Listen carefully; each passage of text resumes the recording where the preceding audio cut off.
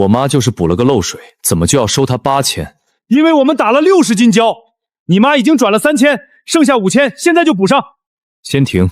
你这一停，前面打进去的胶都白费了。白不白费先放一边。60斤胶，桶在哪儿？胶已经打进去了，你现在看桶有什么用？按斤收钱就先看斤数。1桶10公斤，2桶20公斤，也就是40斤。你账上那60斤，另外20斤从哪儿来？你只看见桶，没看见施工。我们干活的时候中间补过料。谁补的？小马。你补的。他跟着我干活，我说补过就是补过。你一个刚进门的人，知道现场用了多少？补了多少？1桶10公斤。对。从哪儿拿的？楼下车里。什么时候拿的？机器开着，谁还看表？你问这些有意思吗？有。你干什么？看监控。小远，他刚才一直催我说不转钱机器不能停，不然前面都浪费了。您先坐着。从你们进门到我回来，门一次没开。你说小马中途下楼，从车里补了1桶料，门没开，他怎么出去的？你这监控也不一定全。这是门铃摄像头，只要门口有人就录。那就是我记错了。刚才你说的很确定，干活的时候那么乱，记错一句很正常。材料是用了，账也不是我随便写的。第一种说法，记错了。你从进门到现在下过楼吗？小马，收管子！我只问一句。没有，我一直在里面扶管子，没出去过。小马没下楼，门也没开，那第3桶胶不存在。我说了，是我记错了。行。那少的20斤，现在重新说。机器里有。机器里也算我家的。阿姨，机器开工前管路里本来就有料，泵体、管子、料仓里都有剩胶，这都是施工常识。有多少？20斤左右。左右？差不多就是那个数。称过吗？机器里剩料谁还专门称？有装料记录吗？没有。有出车前记录吗？没有。有客户确认吗？你妈签了字儿。我问的是，我妈有没有确认过机器里原来有20斤？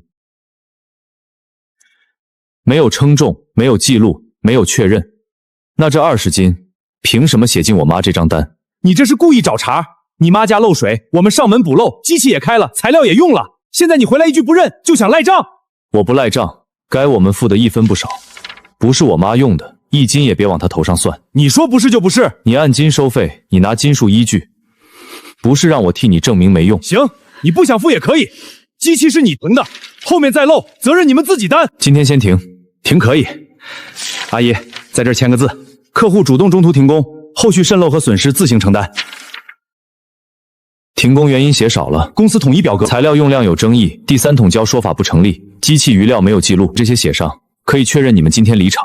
公司的表格不能改，那就不签。你们不签也没用，你关机器，你们家里的监控拍着呢。监控也拍了，你们只带了2桶胶进门。一份表想把后面的责任全推给我妈，胡师傅，这不太合适。你别觉得自己懂点监控就能把账赖掉，明天到了公司，这张单还是你妈签的，那就明天去公司。你真要闹，合账不叫闹。你妈签字了，3000也转了，所以更要合。你拍我干什么？明天找公司，要知道今天谁上门。你侵犯我隐私。你穿着工牌来我家施工，用这张单收钱，现在核订单不算隐私。行，明天你就去。胡师傅，你也得去。我当然去。带上这张原单，原单是公司的，当然由我们带。还有设备记录。什么设备记录？你说机器里有20斤剩料，明天就把这20斤怎么来的，怎么进了我妈账单，说清楚。你别咬着机器不放。不是我咬着机器，是你把20斤写进去了。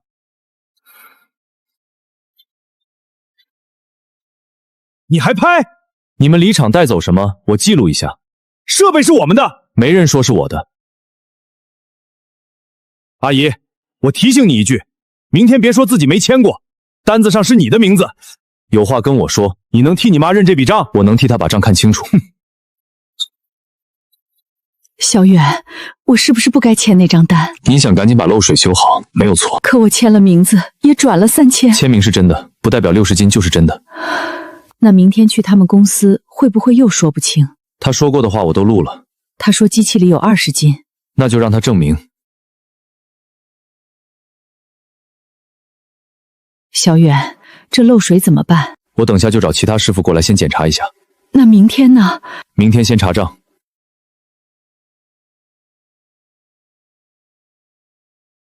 孙师傅，我妈家卫生间漏水，上午有人直接往地砖里打胶，账也对不上。你下午能不能先来做个初检？现场别再动，我等下就带测压表过来。谁让他们直接往地砖里打胶的？上午来的师傅说是防水层坏了，他测过压吗？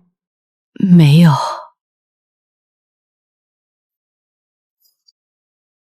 先别急着认防水层，什么意思？管道问题没排除，往地里打再多胶也未必有用。我今天先做初检，明早给你一份检测记录，项目和结果都写清楚。放心。明天去他们公司，先让胡志刚把这60斤说清楚。小远，等会儿他们要是还说我签了字怎么办？那就问清楚，签字之前单子上到底写了什么。请。周先生、赵阿姨是吧？郑总已经在会议室等你们了，请进。昨天就是你把现场停了？是我停的，机器打到一半停下来，后面出问题，责任可不能全推给师傅。今天不谈后面，先谈昨天那张8000块的单。单子在这儿，赵阿姨签的字，3000也是她自己转的。签名是真的吧？是我签的。那就没什么好说的了。客户确认施工，确认材料，现场停工，现在反过来说贵，这对我们师傅也不公平。我只问一个问题，我妈签字之前，这张单上有没有写60斤和8000？肯定有，公司流程就是先让客户确认，再施工。胡师傅，你自己说。当然有，签字之前60斤已经写上去了。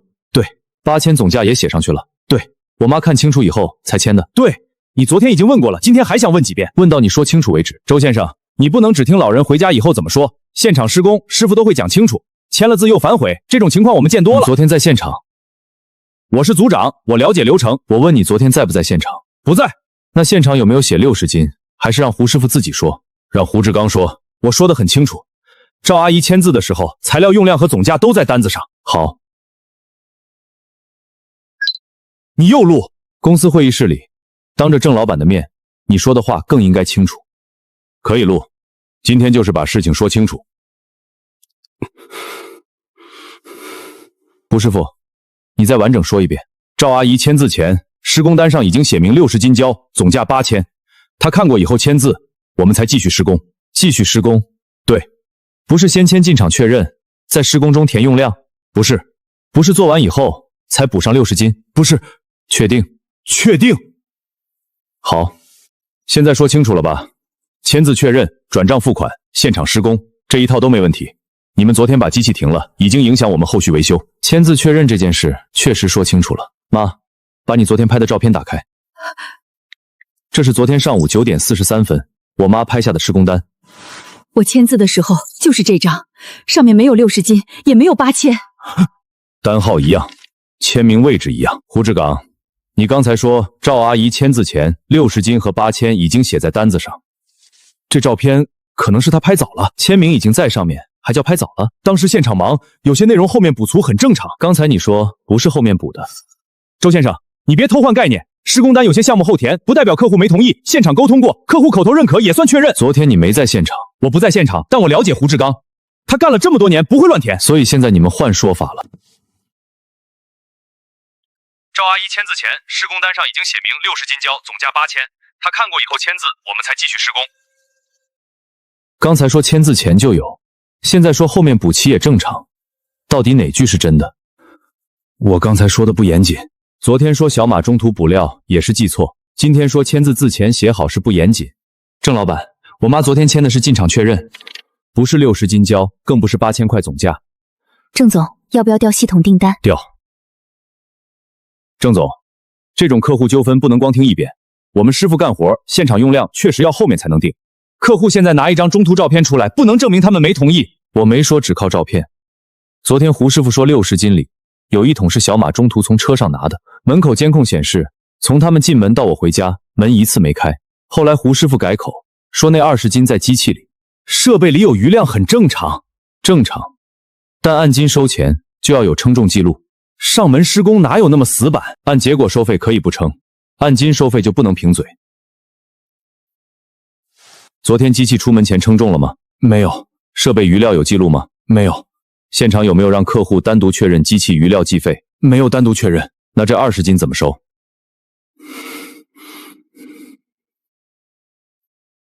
郑总，系统里这单记的是卫生间补漏上门服务，预计材料待现场确认。昨天没有录入60斤材料，也没有生成8000元结算单。也就是说，系统里没有这笔8000。我本来是准备回公司再补录的，钱先收了，系统后补。客户转的是预付款，转给谁的预付款？这个可以后面查。现在主要问题是客户停工。不急，这是昨天我妈转出去的3000，收款人不是安家防水。胡志刚，为什么进你个人账户？客户当时着急施工，我临时先收一下，后面会交公司。公司收款码不能用，现场信号不好。昨天那个小区信号正常，前台还能收到你发的开工照片。郑总，这事儿可以内部核实。客户在这儿，我们别把公司流程都摆出来。为什么不能摆？签字前材料和金额是空白，系统里没有60斤，客户转出的3000进了你个人账户。胡志刚，这不是客户停工的问题。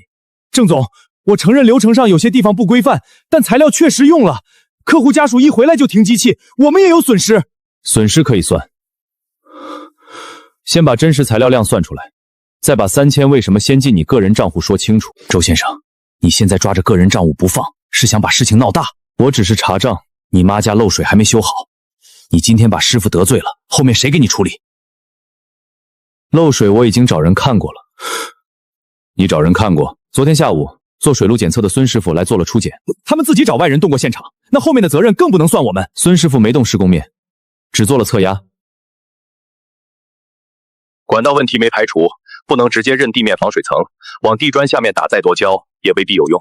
这只是初检，不是最终报告，所以我今天没有先谈漏点，我先让你把60斤说清楚。胡志刚，你昨天上门前做过测压吗？没有。避水呢？客户说楼下漏得急，我们先处理。我妈只说漏水急，没说让你不检测，直接打60斤胶。郑总，现场情况复杂，师傅根据经验，先堵漏不算错。经验可以指导先查哪里，不能代替检测，更不能代替8000块账单。从现在开始，这单暂停结算。郑总，3000元先不要入账，也不准再联系客户要余款。施工单原件留公司，今天下午内部核查，把昨天这组所有订单调出来。好。郑总，没必要扩大吧？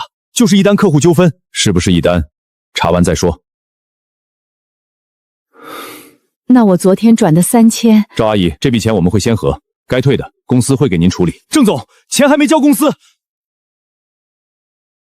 还没交公司？那昨天你催我妈转的不是公司款。胡志刚，你先别乱说。高组长，你坐下。郑老板，60斤的问题今天已经清楚了一半，剩下那一半就看这3000块到底去了哪儿。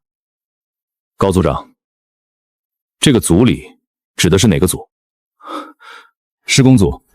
现场情况复杂，客户着急修，师傅先收个预付款，晚上统一交财务，也不是不能理解。公司什么时候有过这个流程？郑总，您平时不跑现场，下面干活不可能每一笔都等前台开单。我问的是，公司有没有组里晚上统一结这个流程？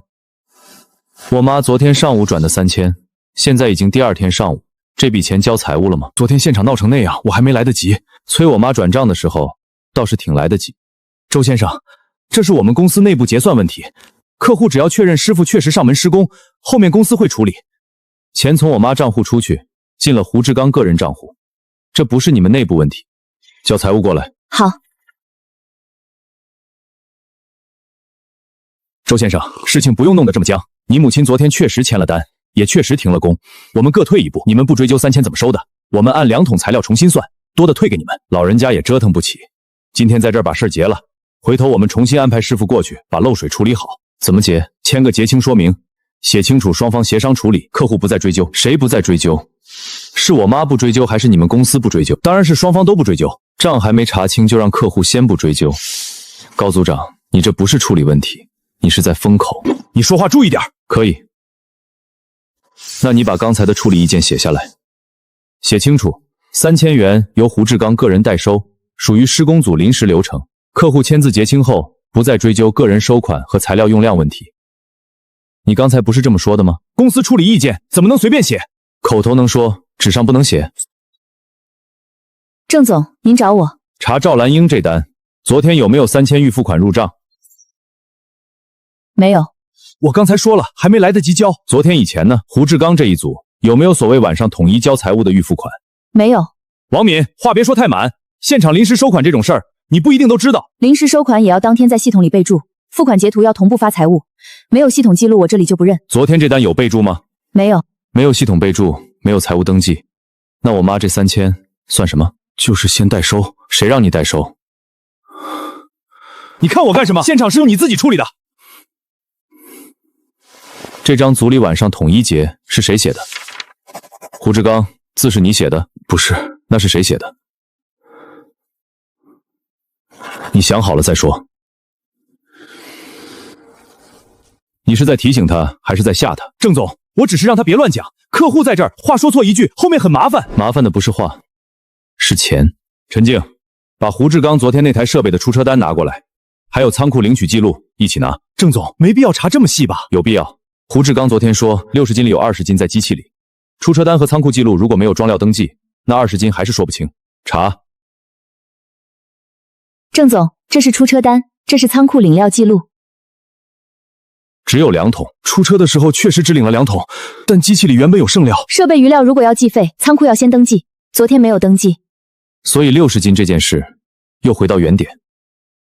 我当时是按现场估的，估出来的斤数写成了60斤，材料消耗差不多就是那些，差不多不能收钱。周先生，事情到这一步，公司也不是不讲理。你母亲这单，我们就按2桶材料算，昨天3000抵实际费用，多的退，这样你们不用再跑，公司也省得继续查。老人家不是还漏水吗？我们马上重新安排人处理。你让步的太快了，刚才还说60斤没问题，出车单一出来就改成2桶，这不是让步，是又换了一种说法。高建军，谁允许你代表公司谈退费？郑总，我是想先稳住客户。客户不需要你稳，我要的是账清楚。怎么了？郑总，还有个情况。说。胡志刚这一组最近几单也有客户先转个人款，后面再补系统单的情况。王敏，你别乱说。我还没说完。有2单后来补进系统了，但入账金额比客户转账少。少多少？一单少800，一单少1200。原来不是我一个人这样。赵阿姨，事情还没查清，您别被几句话带偏。他没被带偏，是你们的账偏了。周元，你别阴阳怪气，那2单怎么回事还没查清，你别把什么都往我头上没扣，我只听你刚才自己说的。组里晚上统一结，坐下。我说坐下。谁的消息？仓库那边回的。昨天早上胡志刚领走2桶胶，领料人签字是胡志刚，但备注里写着高组长让先走现场，材料晚上统一补单。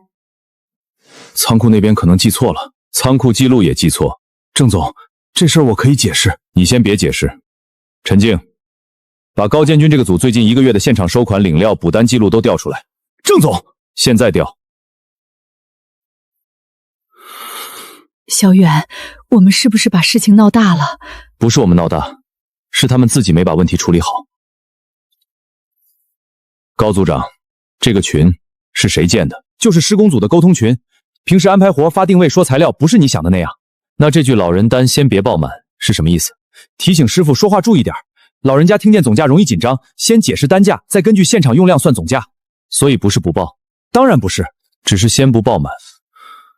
你别抓字眼，这不是字眼，这是流程。周先生，你不是我们公司的人，不懂现场怎么沟通。老房子漏水急，客户一着急，师傅得先施工止损。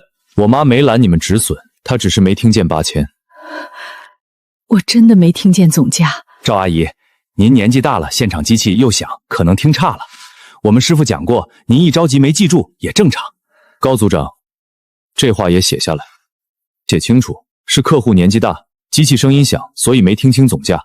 你们认为8000已经告知过？我凭什么写？刚才不是你说的，又是口头能说，纸上不能写。去前台。郑总，工作群里平时说话随便，没必要拿客户面前翻。这是公司工作群，不是私人聊天。胡志刚，手机放桌上。郑总，我就看个消息，现在先别看。郑总，查哪个群？高建军施工一组，搜老人单。原来他们都知道。赵阿姨，您别误会，这个是培训话术，不是针对您，不是针对我妈，是针对所有老人单。周远，你别把正常沟通说的这么难听。师傅上门，客户问一句答一句，现场本来就要灵活，灵活到重量后填。这句是谁发的？高建军，你解释。那是提醒他们别把预估量写死，现场用多少，确实要施工后才知道。那就先写预计范围，超出范围停下来重新确认。为什么是重量后填？现场没那么多时间，催我妈转3000的时候有时间。再搜后填。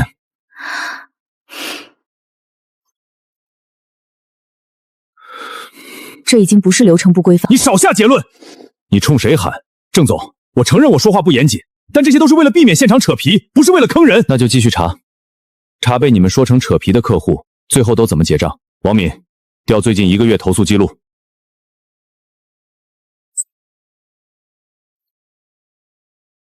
有几条？有3条投诉，都是高建军一组。读。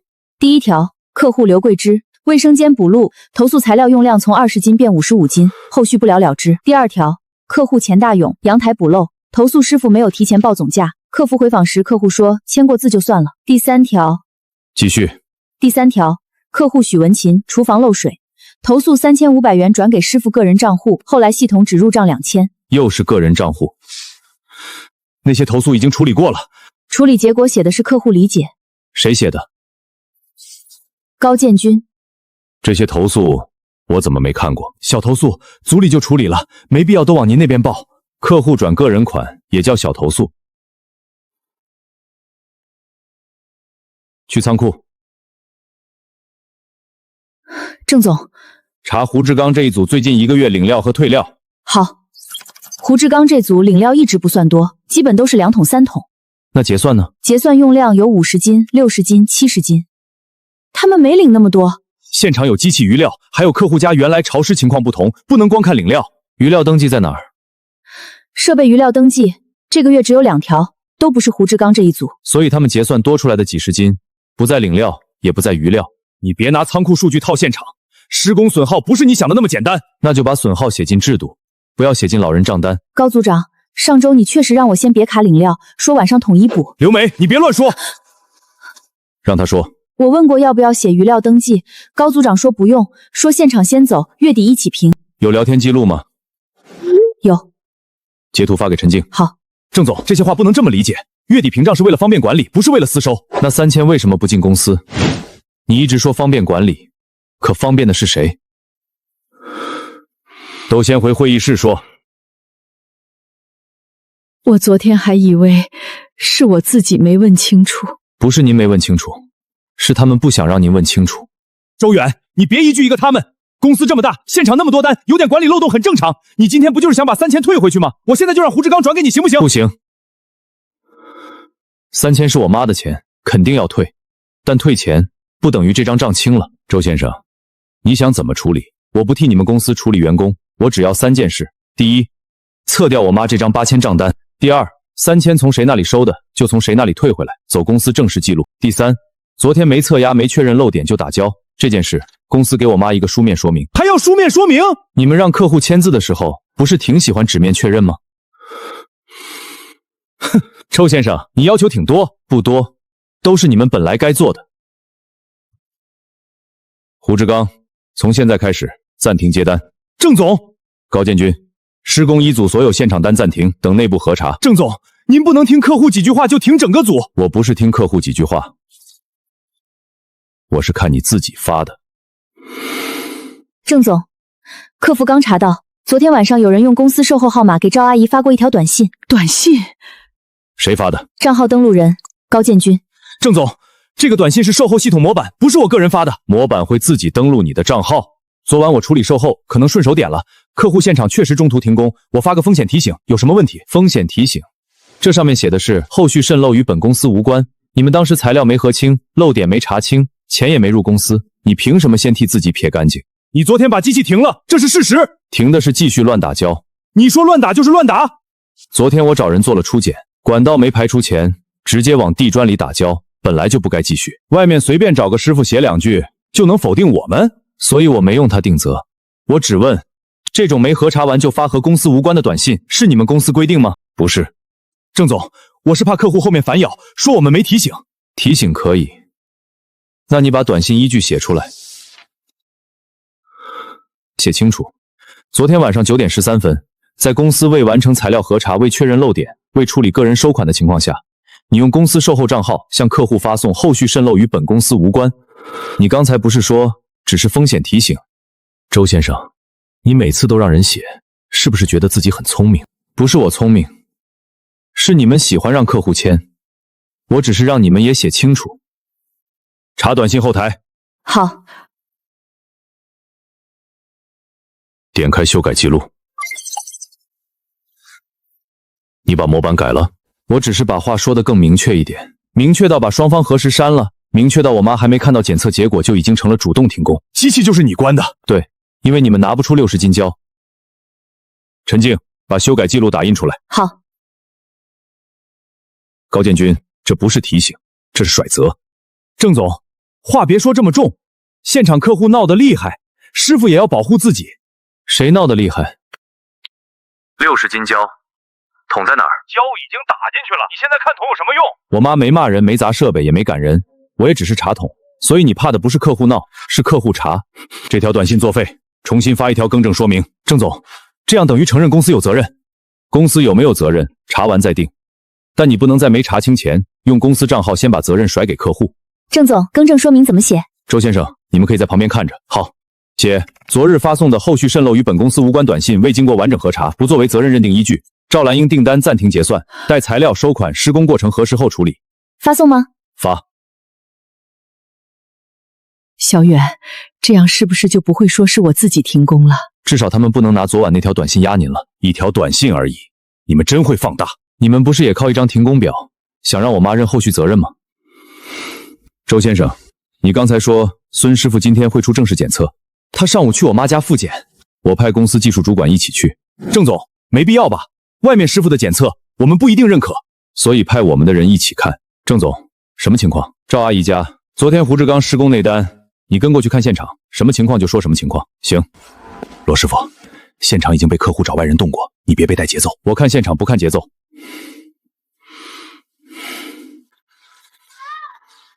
郑总让我来配合，我就看看。可以，现场怎么来的就怎么查。人都到了，到了。昨天谁定的地面防水层？我根据现场经验判断的。测压了吗？当时客户说漏得急，我问你测压了吗？没测。开始了。5分钟掉压明显，确实掉。赵阿姨，昨天漏水前这里湿过吗？前几天就有点潮，我以为是洗手盆溅水。管口这边有渗水，像是墙内接头漫渗。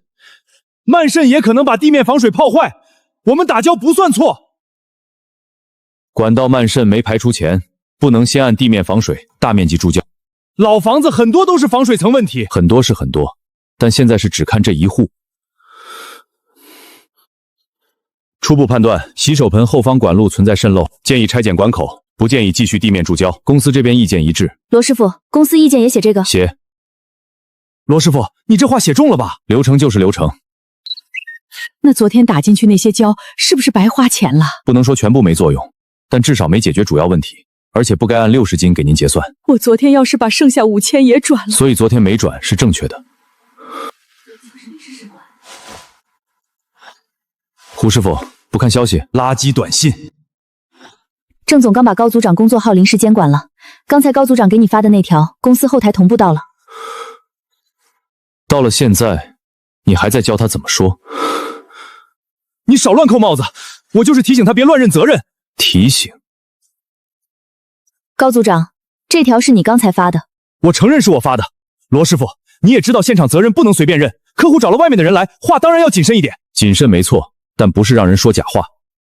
你什么意思？我的意思很简单，没测压，没排除管道，直接按地面防水打胶，这个流程不对。胡志刚，现场是谁判断的？昨天是你上门施工，现在罗师傅说流程不对，你自己解释清楚。高组长，你刚才还教他怎么说，现在开始让他自己解释了。他是现场师傅，他当然要解释。那你发消息干什么？我是组长，我提醒下属注意表述，有问题吗？有。麻烦把刚才那条同步记录保存。已经保存了。陈静，你别忘了自己是哪边的人。他是公司的人，不是你的人。消息我看到了。郑总，我是在保护公司。保护公司就是让师傅编谎话说客户催着先堵，客户本来就着急。我是着急修漏水，可我没有让他不检测，也没让他直接打60斤胶。赵阿姨，您当时可能没听明白，师傅说先堵不代表不检测，只是先处理紧急情况。这话也记下来。客户着急等于同意不检测，等于同意直接打60斤胶。你又来这套，能说就能记。现场检测记录写完了吗？写完了。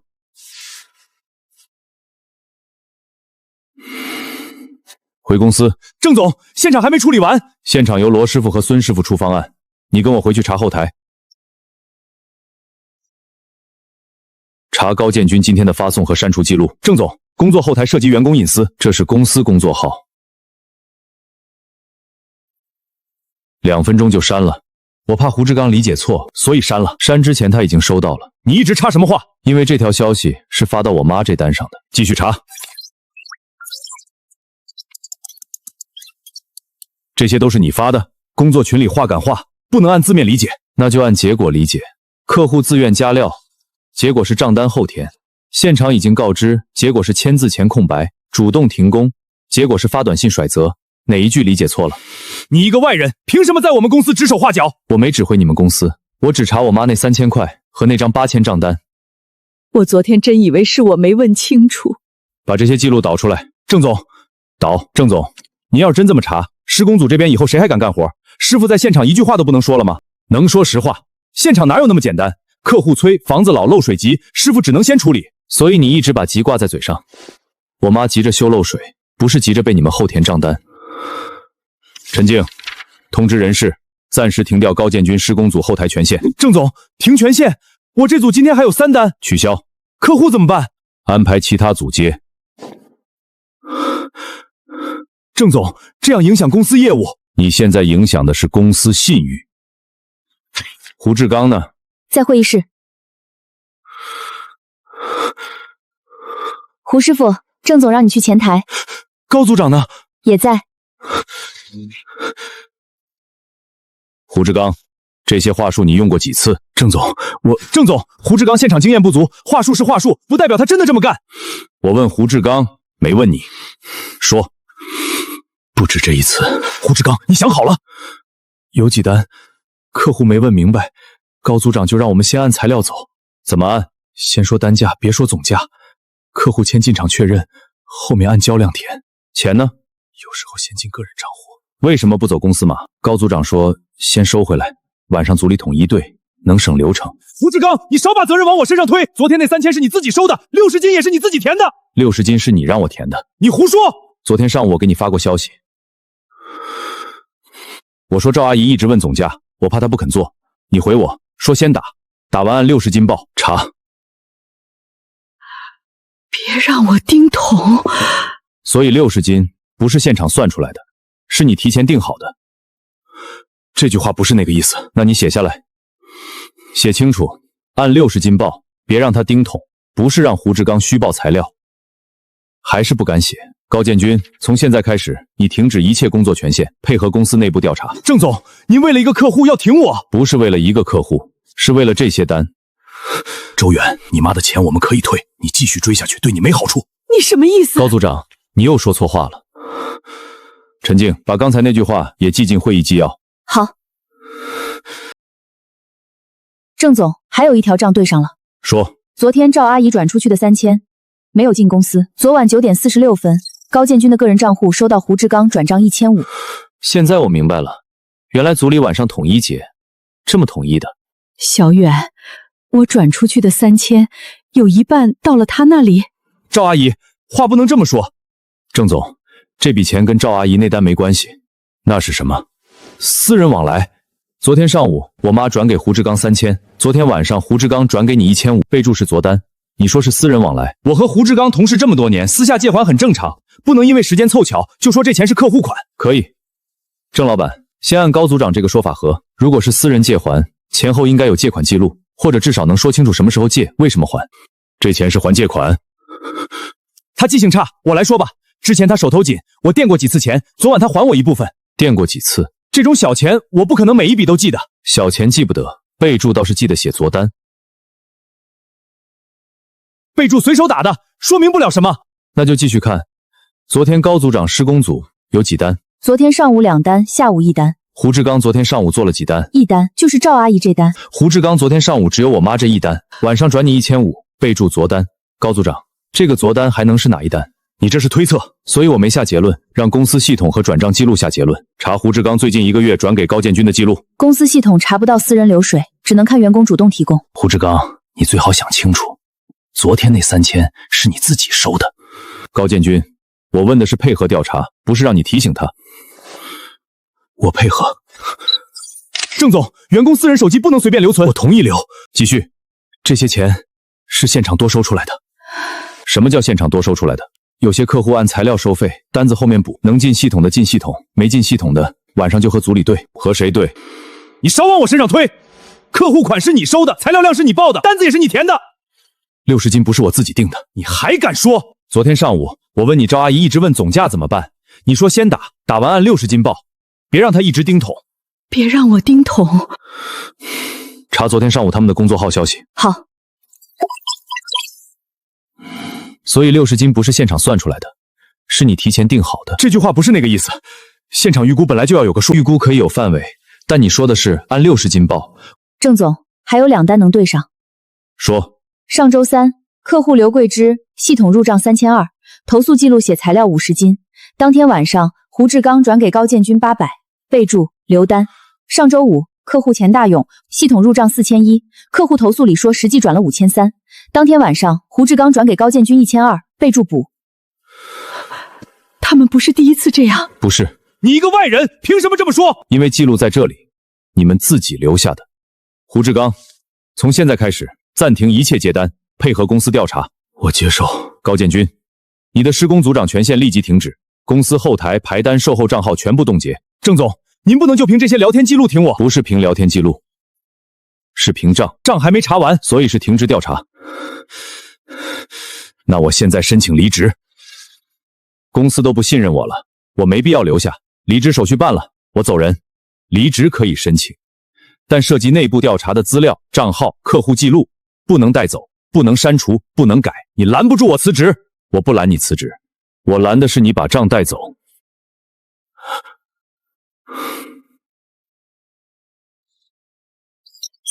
赵姨，公司先把3000退给您，后续我们内部追责，不影响您这边。谢谢。是我们该处理。小远，钱回来了。先回来一笔，那张8000的账还没撤。周先生、赵阿姨，这份说明你们先拿着。公司确认，原8000元账单不作为最终收费依据，60斤材料用量未核实前，不向客户主张费用。后续维修由技术人员重新检测，重新报价，客户确认后再施工。也就是说，我不用再付那5000了？不用。郑总，您这等于是当着客户的面认了公司问题。公司有问题，公司认；个人拿公司招牌收私账，个人也要认。郑总，人事后台收到高组长的离职申请了。我说了，我不干了。刚提交的。还有一个情况。说。他刚才尝试导出施工一组的客户资料，被系统拦截了。你导客户资料干什么？我只是备份自己的工作。账没查完，人要走，资料也要带走。你妈的钱已经退了，你还想怎么样？3000退了，不代表这张8000的账清了。60斤胶怎么来的？漏点为什么没查？后填的单子算不算数？我给你们最后一次机会，现在把事实说清楚，公司内部处理，配合退款、赔偿和调查。要是再有一句假话，我现在就报警，所有资料直接移交，按流程走。郑总，我都说我全部交代清楚。胡志刚，你别喊，再编下去我们俩就真完了。说。赵阿姨这单进门的时候带了2桶胶， 1桶10公斤，2桶账单就是40斤，账单上的60斤不是实际称出来的，那怎么变成60斤？是高组长让我按60斤报。你少胡说！我没有胡说。昨天我在赵阿姨家，她一直问大概要多少钱，还说想等儿子回来再决定。我怕她不肯转，就给你发消息，你让我先打，打完按60斤报，还说赶在家属回来前先收预付款。我就说，我当时明明问过。赵阿姨，您问过，是我没跟您说清楚。您签字的时候，单子上没有60斤，也没有8000。那张单您签的是进场确认，材料用量和金额是我后面补上去的。那3000块呢？3000块先进了我个人账户，不是公司账户。为什么不走公司码？因为走公司码，系统里就得录材料和报价，这单材料说不清，我不敢录。然后呢，赵阿姨，对不起，我不该看您一个人在家就催您转钱，也不该没查清漏点就往地砖里打胶。我不懂胶，也不懂设备，我就是家里漏水，想赶紧修好。你们不该拿别人着急这件事赚钱。是，对不起。处理通知。胡志刚因个人收款虚报材料用量，未按流程施工，即刻停职，解除劳动合同流程启动，配合公司追回违规款项和内部调查。高建军作为施工组长，存在指使后填单据、组织不规范收款、利用工作账号发送不实信息、试图导出客户资料等行为，公司即刻停止你的岗位权限，解除劳动合同流程启动，违规所得追回，后续配合公司内部调查。我配合。从现在开始，你们不能再接触赵阿姨，也不能再碰这单的任何资料。知道，知道。赵阿姨，周先生，钱已经退回，8000账单已经作废，后面真正漏点排查、维修，还有昨天留下的注胶孔，公司全部承担，不再向您收任何费用。真的1分钱都不用再给？不用，是我们的人没有按流程做，这个结果公司认。街头老话，慢渗。漏点在这里，不是地面防水大面积坏。原来真不是地面漏。不是，昨天不该先往地砖里打胶。我差点花8000，最后连地方都没修对。所以要先查清楚。赵阿姨，这次维修由公司承担费用，您看一下处理项目，确认没问题再签。这回我看清楚了，就是这里渗。压力稳了，不漏了，不漏了。注胶孔修复，公司承担。折腾这么久，原来就是一个接头。问题小，不代表账可以乱。